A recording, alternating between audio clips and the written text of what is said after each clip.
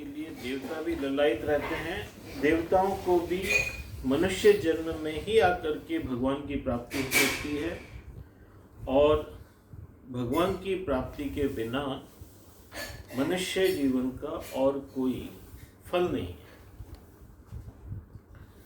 आगे डोंगरे जी महाराज कहते हैं, स्वर्ग के देव पुण्य का फल सुख भोगते हैं,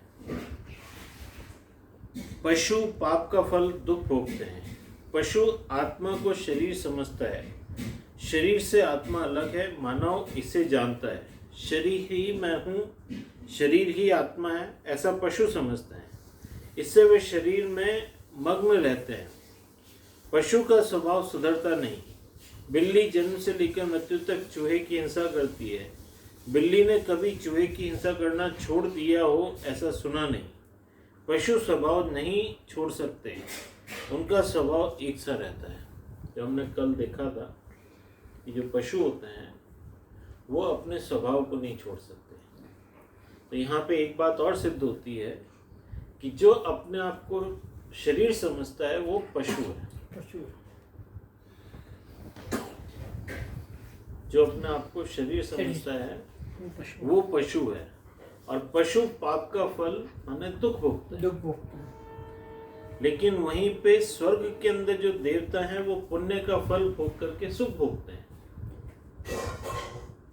लेकिन दोनों ही परमात्मा को प्राप्त नहीं कर सकते। एक पुण्यों का फल, हम जो धार्मिक अनुष्ठान करते हैं, पूजा करते हैं और बड़े बड़े यज्ञ इत्यादि करते हैं, दान पुण्य करते हैं, इनका फल पुण्य होता है। और इन सब पुण्यों के कारण हम देवलोक में चले जाते हैं। लेकिन जैसे हम कहीं पे नौकरी करें, खूब मेहनत करें, कमाई करें और उसके बाद हॉलीडेज पे चले जाएं, लेकिन एक दिन जब पैसा खत्म हो जाता है हमारा, तो हमें वापस जॉब पे आना पड़ता है। इसी प्रकार से हमारे यहाँ पे जो लोग बहुत ज़्यादा पुण्य फल करते हैं, दान करेंगे, अनुष्ठान करेंगे, बड़े बड़े यज्ञ करवाएंगे, इन सब का फल पुण्य के रूप में आता है। और इस पुण्यों के कारण उन्हें फिर देवलोक में जगह मिलती है। और लेकिन वहाँ पे जब उनके पुण्य क्षीण हो जाते हैं तो वो वापस पृथ्वी लोक पे आते हैं और मनुष्य योनि में प्राप्त करके यहीं से दुखों का छुटकारा मिल सकता है, और वो छुटकारा है मोक्ष। ठीक है। तो जो लोग अपने आप को शरीर समझते हैं वो सब पशु हैं। मानव चाहे तो अपने स्वभाव को सुधार सकता है। जप करने से, कथा सुनने से आपका स्वभाव सुधरेगा। सत्संग से स्वभाव सुधरता है। भक्ति करने से जीव में परमात्मा के सद्गुण आते हैं और तब मानव का स्वभाव सुधरता है। जिसका स्वभाव सुधरता है उसे मृत्यु से पहले ही मुक्ति मिलती है। हमारे सनातन धर्म में ये कहीं पे भी नहीं लिखा हुआ है कि आप मरने के बाद मोक्ष मिलेगा। मोक्ष की जो परिभाषा हमारे सनातन धर्म ने दी है वो ये दी है कि जब आप इस जीवन के अंदर प्रत्यक्ष जीवित हैं, उसी समय आपको उस अलौकिक परमात्मा की अनुभूति होगी, जिस अनुभूति के बाद आपके जीवन में दुख और डर समाप्त हो जाएगा। उसको मुक्ति कहते हैं। फिर आपको किसी भी चीज का डर नहीं लगेगा और किसी चीज से आपको दुख नहीं होगा। तो इस स्टेज पर अगर जीते जी व्यक्ति पहुंच जाए तो उसको बोलते हैं जीवन मुक्ति। और हमारे महात्माओं के अंदर, हमारे साधु समाज के अंदर, हमारे सत्पुरुषों के अंदर ऐसी सामर्थ्य हमने देखी है कि जैसे महात्मा बुद्ध हुए, जैसे महावीर स्वामी हुए, जैसे गुरु नानक देव हुए, ये सब वो महानुभाव हैं जिन्होंने इस जीवन के अंदर ही रहते हुए, रामकृष्ण परमहंस हुए, रमन महर्षि हुए, दयानंद सरस्वती हुए, तो ये सब वो लोग हैं जिन्होंने इस जन्म में, मनुष्य जन्म में रहते हुए भी अपने आत्मिक चिंतन से उस स्तर को प्राप्त कर लिया कि वो जीवन मुक्ति को प्राप्त हुए। और जीवन मुक्त पुरुष की परिभाषा भगवान श्री कृष्ण ने भगवद गीता में भी दी है। उसको स्थित प्रज्ञ के नाम से बोला है। न कांक्षति, न लोभ नहीं होता है उसके अंदर, आकांक्षा नहीं होती है उसके अंदर, किसी चीज की जो है अभिलाषा नहीं होती है। और वो व्यक्ति सुख दुख में, मान हानि में, लाभ हानि में और मान अपमान में सम बना रहता है, ऐसा व्यक्ति स्थित प्रज्ञ पुरुष होता है और वो जो है जीवन मुक्ति को प्राप्त पुरुष होता है। तो यहाँ पर भगवान ने ये भी बात स्पष्ट करी कि अगर भक्ति करने से जीव में परमात्मा के सद्गुण आते हैं, हम जैसे जैसे ईश्वर की भक्ति करते हैं, जैसे जैसे ईश्वर को प्राप्त करने की चेष्टा करते हैं, वैसे वैसे भगवान के सद्गुण हमारे अंदर आते हैं। इसको ऐसे भी समझना चाहिए कि आप जिस भी चीज के ऊपर ध्यान केंद्रित करोगे उस वस्तु के गुण आपके अंदर आने लगेंगे। यदि हम चोर चुक्कों के ऊपर ध्यान केंद्रित करेंगे तो हमारे अंदर वो सद्गुण आने लगेंगे। इसीलिए कहा जाता है कि जिससे हमारी दुश्मनी होती है, जिससे हम घृणा करते हैं, उस व्यक्ति के सारे गुण हमारे अंदर आ जाते हैं, दुर्गुण हमारे अंदर आ जाते हैं। इसलिए घृणा नहीं करना चाहिए, किसी से दुश्मनी नहीं करनी चाहिए, क्योंकि रावण ने, कंस ने भगवान से दुश्मनी करी और तो क्या हुआ कि इन सब के अंदर ईश्वरीय कृपा, ईश्वरीय गुण इनके अंदर आ गए और इसी कारण इनकी भगवान के प्रति आसक्ति हुई और इनका मोक्ष हुआ। जितने भी भगवान के शत्रु थे वो भगवान स्वरूप हो गए एक समय के बाद, जब उनका स्वभाव छट गया और क्योंकि उन्होंने पूरे जीवन भगवान को इसके लिए याद करा, इसके लिए एक बड़ी अच्छी स्टोरी भी आती है। जी जी जी आती है कि जय विजय दो गण थे, द्वारपाल थे भगवान विष्णु के, और उनके पास चॉइस थी। उनको श्राप मिला जब ऋषि दुर्वासा दिया था सनत कुमारों ने, हाँ 7 जो संत गए थे, 4 जो सनत कुमार हैं, उन्होंने जब उनको भगवान से नहीं मिलने दिया द्वारपालों ने तो उनको श्राप दिया। और श्राप दिया तो उसमें जब वो भगवान के पास गए कि हम तो आपके द्वारपाल हैं और आपके भक्तों ने हमें श्राप दे दिया, बताइए हम क्या करें। तो भगवान ने उनको चॉइस दी कि अगर तुम 7 जन्म लेने पृथ्वी पे लोगे तो हम मेरे परम भक्त बनोगे, लेकिन आपको मुक्ति जल्दी चाहिए और मेरे धाम में वापस पहले आना है, तो आप 3 जन्म लो लेकिन मेरे शत्रु बनो। क्योंकि जिससे हम प्रेम करते हैं उसको तो हो सकता है समय असमय हम बिसरा भी दें, लेकिन जिससे हम शत्रुता करते हैं वो हमारे दिमाग से नहीं निकलता है। और ईश्वर का यही मुक्ति का साधन है कि वो दिमाग से नहीं निकले, इसलिए भगवान से दुश्मनी करना भी अच्छा है। तो क्या आप ये कहना चाहते हो कि अगर आपको जल्दी मोक्ष मिलना चाहिए तो आप भगवान से दुश्मनी कर सकते हो? और फिर वैसी होनी चाहिए ना, मतलब समझ रहे हो, कंस जैसी होनी चाहिए। शत्रुता भी ऐसे दिखाने के लिए नहीं होनी चाहिए कि मैं आपको शत्रु मन ही मन प्यार कर रहा हूँ। शत्रुता फिर प्रॉपर शत्रुता होनी चाहिए। फिर शत्रुता मतलब कंस ने जो किया था 7 बच्चों को मार दिया था, 8 बच्चों को सारे, है ना? हाँ, निशांत तो अलग लेवल की होती है वो। ये मेरा एक प्रश्न है कि माना जाता है कि जो भी भगवान के सामने आता है साक्षात जब उनको देख लेता है तो उसके सारे पाप धुल जाते हैं। जो कंस था उसने तो राम जी को लड़ते हुए देखा है। कंस ने नहीं, रावण। सॉरी, रावण। तो रावण जो है उन्होंने तो लड़ते हुए देखा, तो उसके क्या सारे पाप धुल जाएंगे? बिल्कुल।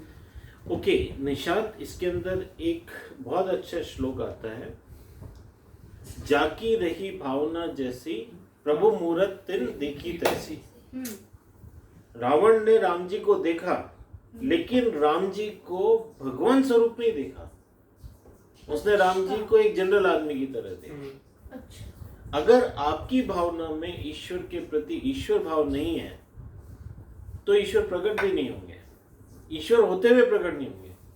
आज हम सबके साथ त्रासदी क्या हो रही है मालूम है आपको? हम सब ईश्वर हैं लेकिन फिर भी हम ईश्वर को नहीं देख रहे हैं। निशांत को देख रहे हैं, छोटू को देख रहे हैं, जनेश को देख रहे हैं, दिवाकर को देख रहे हैं। दिवाकर मामा साक्षात भगवान का अवतार हैं, लेकिन हम भगवान नहीं देख रहे, दिवाकर को देख रहे। गणेश जी का अवतार। तो ये जो हम त्रुटि कर रहे हैं, निशान आपके प्रश्न का जवाब दे रहा हूं, ये जो हम भ्रम फैला के बैठे हुए कि ये दिवाकर है, वो हमारी गलत फहमी है। एक्चुअल में वो भगवान का साक्षात अवतार है।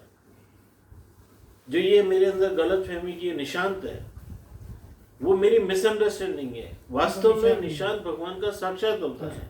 तो जब हम किसी को भगवान स्वरूप में देखने लगते हैं, उस भाव से देखने लगते हैं, तो फिर हमारे सारे पाप नष्ट हो जाते हैं। मुझसे ये भी कहते हैं ना कि रावण ने जब पता चला था उसको कि भगवान आए हैं, वो भी है इसमें, तो उन्होंने जानबूझ के अपने सारे लोगों को वो मरवाया। राइट। भगवान से जिसकी मृत्यु, भगवान के हाथ से जिसकी मृत्यु हो, उसका भी उद्धार होता है। तो अब हम इस बात पे सहमत हैं कि जो पशु योनि का मतलब जो अपने आप को शरीर समझता है ना। मानव चाहे तो अपने स्वभाव को सुधार सकता है, ये बात भी हम मान गए। मानव चाहे तो पाप छोड़ सकता है और पुण्य कर सकता है। पशु पक्षी नया पाप नहीं कर सकते, उनसे कदाचित पाप हो भी तो प्रभु क्षमा करते हैं। देव पुण्य नहीं कर सकते, मानव चाहने पर पाप छोड़ सकता है, पर निरंतर भक्ति कर सकता है। निरंतर भक्ति करने पर भगवान के दर्शन होते हैं। परमात्मा के दर्शन से जीव कृतार्थ होता है। आपने 2 वर्ड सुने होंगे, संतोष और तृप्ति। तृप्ति, क्या फर्क है दोनों में? संतोष और तृप्ति।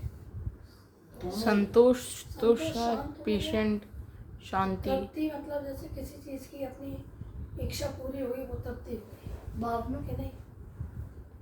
संतोष मतलब पेशेंस। नहीं, संतोष मतलब संतोष के अंदर किसी वस्तु की कामना तो होती है, लेकिन हम उस कामना को शांत करके संतोष कर और लेते हैं। संतोष कर लेते हैं। तो कामना उसको बनी रहती पेशेंस है। ही कहेंगे ना पापा। कामना बनी रहती है, हमारे मन में डिजायर रहती है, लेकिन हम उसके बिना भी काम चला लेते हैं। इसको संतोष बोलते हैं। तृप्ति का मतलब अब हमारे मन से कामना ही चली गई, अब हमें चाहिए ही नहीं, तृप्ति हुई, फुल स्टॉप हो गया। जैसे आज हमारे मन के अंदर लड्डू खाने की कामना बनी रहती है, लेकिन हम अधीर नहीं होते, हम उसके लिए परेशान नहीं होते, तो हमने संतोष कर रखा है। जैसे बच्चों के अंदर चॉकलेट खाने की कामना बनी रहती है, पर पूरे टाइम नहीं होता उसकी। लेकिन पापा ने मना कर दिया तो वो संतोष कर लेते हैं, जिद नहीं करते, तो ये संतोष हो गया। लेकिन तृप्ति क्या होती है कि बच्चों के मन से अब चॉकलेट खाने की कामना समाप्ति हुई, अब उनको चाहिए ही नहीं। पापा लाके देते हैं तो भी मना करते, नहीं पापा हम खाते ही नहीं हैं, सही बात है। अब हमें चाहिए ही नहीं। का मतलब एक समय ऐसा आया कि जब उनके मन से वो कामना ही समाप्त हो गई। अब ये कामना किसी की भी हो सकती है। मौसा जी, अगर आप ये संतोष और तृप्ति का आप एक बार छोटे में बताओ 1 मिनट के अंदर, तो मैं आपकी वीडियो ना स्टेटस पे डाल दूँगा, संतोष और तृप्ति का डिफरेंस। ओके, है ना? अरे उससे नहीं बन पाएगी, मतलब इतना सही पार्ट चाहिए, संतोष और तृप्ति का डिफरेंस चाहिए। जो निशान बना लो पीछे से। हमारे जीवन के एक मिनट जी, ये छोटी छोटी बातों को समझ लेने से हम बड़े बड़े परेशानियों से बच जाते हैं। व्यक्ति को ईश्वर दर्शन से तृप्ति प्राप्त होती है। संतोष और तृप्ति पास में जूम करके क्या प्राप्त होता है?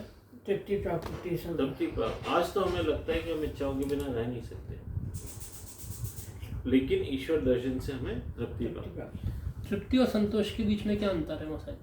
तृप्ति और संतोष के अंदर जब हम इन सब्जेक्ट को गहराई से देखते हैं, तो संतोष का अर्थ होता है कि हमारे जीवन में कामना तो बनी रहती है, लेकिन हम उस वस्तु के बिना भी बिना कंप्लेन किए हुए अपना काम चला लेते हैं। इसको हम जीवन में संतोष कहते हैं। लेकिन तृप्ति का अर्थ होता है कि जब हमारे जीवन के अंदर किसी वस्तु के प्रति कामना ही नहीं रहे, हम किसी वस्तु के प्रति अब आसक्त ही नहीं है और अब हमें वो वस्तु चाहिए ही नहीं, तो इस वृत्ति को तृप्ति बोलते हैं। ठीक है। तो अब ये जो है ना, परमात्मा के दर्शन से जीव कृतार्थ हो जाता है। कृतार्थ हो जाता है मतलब तृप्त हो जाता है। छठ हो जाता जैसे भगवान नरसिंह अवतार जब हुआ था तो नरसिंह जी बड़े क्रोध में थे। आपको मालूम है नरसिंह अवतार हुआ था जब नरसिंह जी बहुत क्रोध में थे और उन्होंने हिरण्याकश्यप को मार दिया था। उसके बाद देव चिंतित हो गए कि अभी शांत कैसे होंगे, तो प्रहलाद को आगे किया। तो प्रहलाद से वो क्रोधित भगवान बहुत खुश थे क्योंकि उसको बचाने के लिए तो आए थे। उन्होंने उसको गोद में बिठाया और फिर भगवान ने, जैसे अपन होते ना बच्चे को बिठा के तुम्हें क्या चाहिए, तो प्रहलाद को पूछा तुम्हें क्या चाहिए, तो प्रहलाद जी नाराज हो गए। हाँ नाराज हो, बोले मेरे को आपके मिल जाने के बाद भी आपको लगता है कि मुझे और कुछ चाहिए, का मतलब जरूर मेरे अंदर कहीं कामना अभी बाकी है। तो भगवान अब आप ऐसा आशीर्वाद दीजिए कि अब मेरे अंदर कामनाएं खत्म हो जाए। सही बात है, सारी ही कामनाएं समाप्त हो जाए। और मैं आपको एक चीज और बताता हूँ